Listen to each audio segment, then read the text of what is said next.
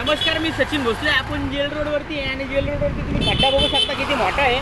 पण सांगण्याचं तात्पर्य असं की खड्डे तर होतच राहणार आहे, कारण याच्यामध्ये मिलावटवाले मटेरियल असतो. पण आम्हाला आहे ना 1000 रुपयाचं चलन फाडलं आहे. चलन 1000 रुपयाचं तुम्ही बघू शकता. हे चलन फाडलं ट्रॅफिकवाल्यांनी. खड्डा बनवती पालिका. मग माझं असं मत आहे की पालिकेने खड्डा दुरुस्त केला ना तर पालिकेलाच फाईन द्या. नाही तर मग आमची काय मागणी आहे की ह्यांनी जो रस्ता बनवला ज्यांनी पण त्याला ब्लॅक लिस्टमध्ये टाका आणि चांगले रस्ते बनवा. पण हे जे ट्रॅफिकवाले जे आता फाईन मारायला लागलेत, काल 2 फाईन झालेत. एक आपला सिग्नल का हेल्मेटचा काहीतरी फाईन आहे, तो एक फाईन झाला, तुम्हाला तो दाखवतो मी.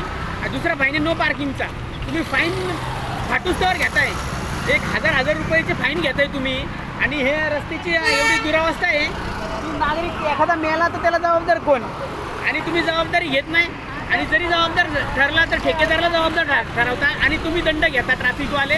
मी याचा जाहीर निषेध व्यक्त करतो. पहिला चांगले रस्ते द्या, चांगले सिग्नल द्या, चांगली वाहतूक व्यवस्था द्या आणि मग फाईन मारा.